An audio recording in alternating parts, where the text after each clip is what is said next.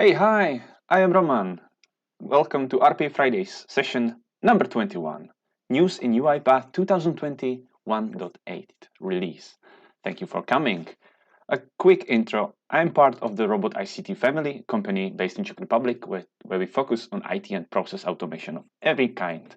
We do it through robotic process automation, but not always RPA, because not always RPA is the best choice. We have different tools and ways how to automate. We try to also take a look at each process, individually.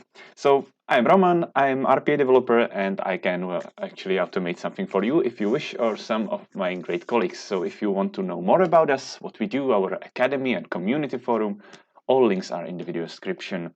During this session, you can ask questions in chat, and I will answer them at the end. So feel free to ask any questions, even if you think they're stupid or something.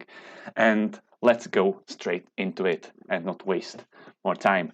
This topic will be about news in UiPath, release 2021.8. I believe that, especially in this industry, in any technical industry, it's great to keep up with the development, with how the tools are evolving and what the possibilities are, because in any technical field, it's crucial. Once you lose track on update, what is new, what are the updates and what you can do, you just waste your time with old tools and maybe old approaches, and you are not using maximum from the tools you have. And since UiPath is introducing cool new features like every quarter of a year, it's good to keep track of them. So I welcome you to watch with me today some of them from the latest release. Now, this release is in preview, but soon it will be updated as a stable version. So if you want to have this one, if you would like to try all these things, then you have to switch in UiPath. I will show you how to do it. You have to go to settings, to help, and switch here on the right side, update channel from stable to preview. Then wait a couple of days till some magic will happen, and maybe a week. And then suddenly UiPath will update to a beta version, which you can then check here or here. So it's not like a stable version, but it's beta. And sooner or later, these features will go into stable versions. So you can also benefit from them right now. So anyway, what I will show you today. Today, let's go through features that I think are interesting. There are new also features in UiPath Studio X, but I will guide you only through the UiPath Studio without the X, right? So you will see some features. First thing is improved setup, which I cannot show you since this will probably be only once it's in a stable version, because you cannot really download a beta setup, or I didn't find any way how to do it. So in that way, even with the community download with the installer, we will be able to set up the studio as a robot as a service. So set up the unattended automation. So you can download it on a virtual machine or a computer that you would love to set up an unattended bot there, which will be probably virtual machine, and use the community installer for that. So you don't have to go for anything else. So it's easier to install a robot service. Next, we have some new features in Studio, some updates that I would love to show you. First of all, interesting thing is that Studio recently, maybe a year ago, they UiPath created another profile for Studio. You can go here and settings and license and profile and change the profile. And here, there is this change. They created UiPath Studio Pro.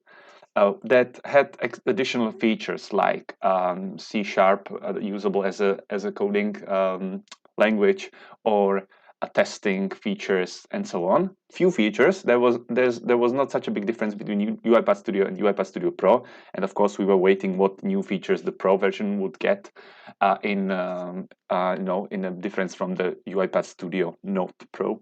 But yeah, they changed their minds and they just merge it together, and there is no Studio Pro anymore. And probably that was like a dead end, like a blind branch, or how you call it. So this is one thing that is new. Then interesting is that now you can also build cross-platform projects. So if you go to start a new project, it will give you an option to use compatibility like cross-platform. So right now UiPath is experimenting with Linux automations. Maybe I will do video later about it, but who knows? If you're interested in it, let me know.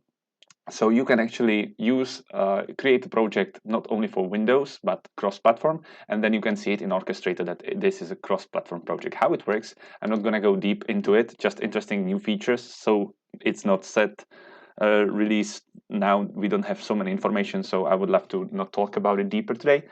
Then also here, as you are now just seeing the recent section, you can see more information about the projects, especially the language that is written, the project is written with, and also about the .NET version and some other info. So they put a little bit more info over there, which is cool. And then let's dive into Studio for a while. The next interesting thing is that when you use the expression editor, anything like advanced editor, Studio now remembers where it is, how big it is, and remembers the zoom of text. So if I hold the control button and use my mouse wheel scrolling, then it will zoom in and zoom out. And if I will leave it in certain stage and come back there, it will be as big as it was before. Okay, small, really small, but interesting feature. I believe some people will really, it will put a smile on their faces. Anyways, now we also have a new, quite, feature that you would expect to be there from the beginning, and that's Save As. Here, the little button, it apparently wasn't there before. So now you can save the project as, so you can create a new project from your project like in any other programs that you would expect it. Then another interesting feature that is, and before I will go to new and updated activities, I want to show you, is from the assistant, right? So my assistant is unfortunately now disconnected, so I need to reconnect it, but that will be just a minute. But the thing is that once you update to new version, where is it? Over there. Then you are able to run the automations, the robots, as a link, as a shortcuts from a desktop or from start menu. So just a moment, it will definitely load. Okay, I'm great. So here the assistant itself didn't really change much. Well, there is new thing in the settings, but I will not show you. But what I want to show is if I go to a start menu and call assistant, UiPath assistant, then eventually, okay, not yet, I'm able to see the project's assistant. Okay, not okay, then it's not really working as I expected. Interesting. So maybe it's because I just started it, but before I was able to see the projects here. Maybe let me check it. Let me check it once again. UiPath assistant processes. Okay, it's there. Sorry, my confusion. So there is a new folder now in your start menu where you can see all the processes that are in your assistant, and you can run them from there. You can just click and run it, or of course you can do some tricks like open file location, and you suddenly see the links for your processes. So it's a shortcut now, and you can put it on your desktop, and anytime you need a robot to run, you can run it from the icon from your desktop, which is pretty neat, I believe so. Well, before we did it using different workarounds, but this is a lovely thing, nice little shortcut that will run the robot. So that's another thing I wanted to show you. That's an interesting new feature. And now let's take a look at this studio. So we have two new few more new activities. One of them is a rename file, a rename folder. Probably you think, well, it wasn't there before? No, yet. Before, if you would love to rename a file or a folder, you would have to use activity called move file or move folder.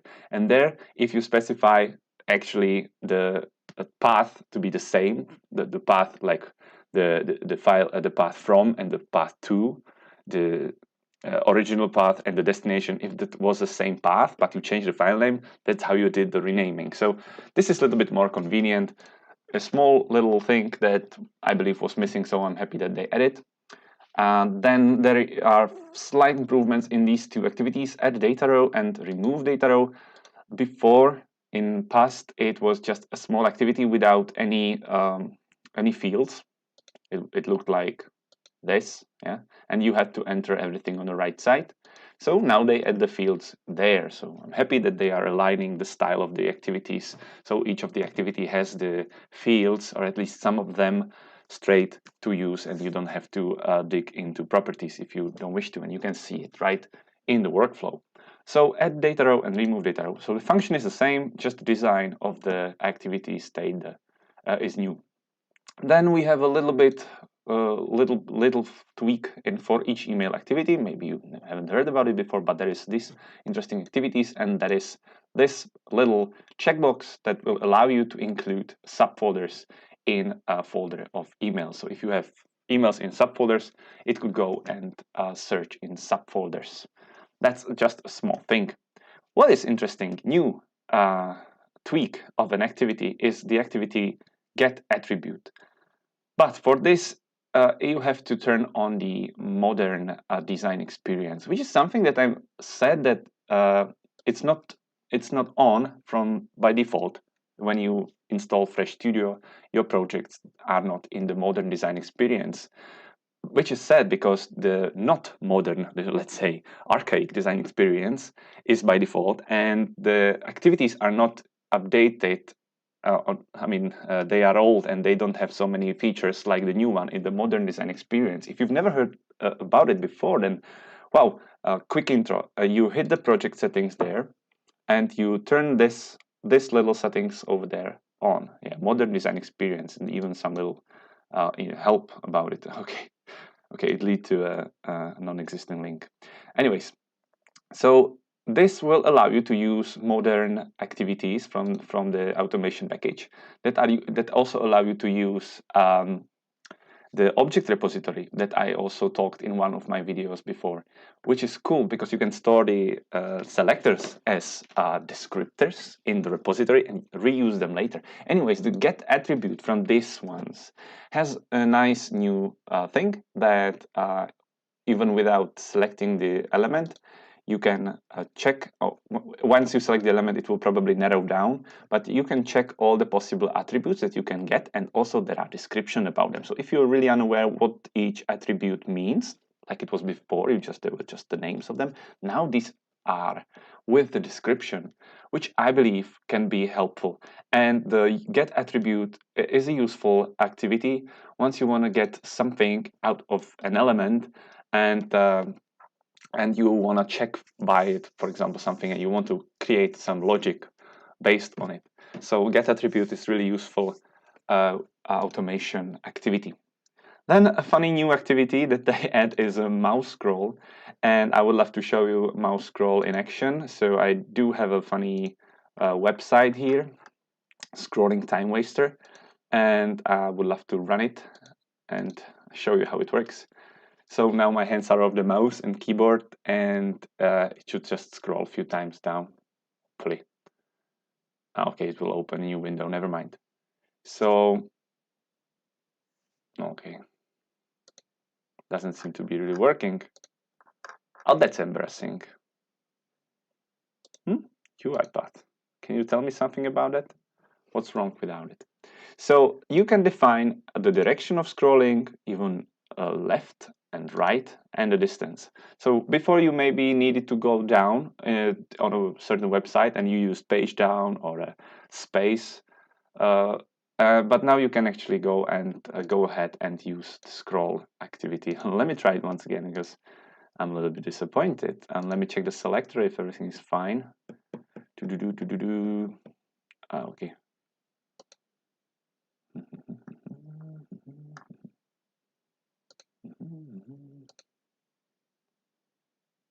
Okay, not at all. Scrolling text time waster. No, I believe this actually exists. Never mind. You can imagine how this works, right? You will forgive me. Then the last two things that I want to show you are actually nested use browser or use application cards. This is also feature of the modern design experience activities where you use when you go on and you want to go like open browser, attach browser, or open application, attach application. In modern design experience, you use this one activity called use application / browser. And then depending on what you actually use, it will be renamed to use browser or use application. And then if it's open or not, if you want to attach it or you want to open it, then there is something that's something that you define later. So for example, window attach mode, like single window application instance, or you also set up where it was open, never, if not open, always. So if it's open, it will not open it, and so on. So it's like a little bit smarter than the conception before. Anyways, if you use one use browser, so one container, and then you want to use another one inside.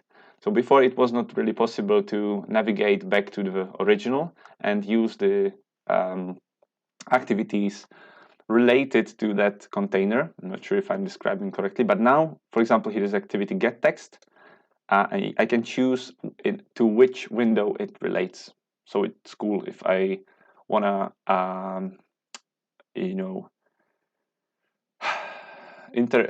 intersect some of the containers and do some magic around it. So this is a cool thing. So thank you, UiPath, for that. And the last thing I want to show you is a table extraction. And so imagine you have a table like this one, or you have any kind of data scraping. Now it's called table extraction if you switch to modern design experience. And not only in modern design experience, the wizard is much better and nicer and improved. Here you actually can go and edit the extract data. So if you go to edit extract data, you will get to this table extraction wizard, and you can choose, delete the columns, and so on, which was not possible before with the data scraping wizard, because once you finished that wizard, there was not an easy way how to go back to it. You could edit the metadata field, but it was not really convenient, or it was not really user-friendly. So this is really nice way. I can add the next button eventually, and I cannot add the data because it took a whole table, and I can only delete the columns and so on. But eventually, go ahead, turn on modern experience, and try this table extraction, how they call it. But it's the same as like the data scraping. So you can also scrape structured data, like, I don't know, a list of something and so on. Anyways, that was the last thing I want to show you, and I hope I manage everything, and I hope you like that, and you will go download maybe the beta version or turn on the modern design experience. Don't forget about it. It's just here and this little button. And if you want to have the preview versions, you have to go to settings. You have to go to to help, and here on the right side, turn on the preview channel, not the stable, but the preview channel. Of course, if you want to have like real stability, use the stable channel where are all the activities and so on. Also, the activity packages have their own channels. So if you go to manage packages, you can see that each activity has some stable versions and preview versions. So those in preview versions may not work correctly because it's up to us, testing rabbits to test it. But however, you can definitely try and use them. So I always feel like great, like UiPath is giving us these things to try, to test, and we are on the same ship. On the other than that, it looks a little bit strange, but I actually like it. I feel like I'm involved by trying these new things, and I'm able to test the new things straight away in the preview channel. And that's pretty much it today from me. So I hope you learned something new. I showed you some new things in UiPath Studio, some new activities, and what is new. Me personally, I like the most table extraction, how we can actually edit later and do some changes. And I also like that you can run your automation from icon on your desktop or from Start menu from Windows. So that's pretty much it. And now it's time for your questions. Let me check your questions. And Oh, there are no questions yet. So that's fine. If you're watching this from recording and you will have any questions later, please put it in the comments and I will answer it really soon. So the next thing I want to tell you is thank you for your attention. And yeah, okay, there is no workflow to download this time, but if you wish, you can check the first link, and that's linked to our community forum, where I also publish every week new RPA challenge, little task to solve. Now we also have a contest for a T-shirt, but I told about it in previous videos many times. So if you like this video, if you like this RPA Fridays sessions, you are welcome to hit the subscribe button and also sign up for the emailing. It's all in the video description. And if you would love to have me automating something for you with the newest, latest tools, then please contact Robot ICT.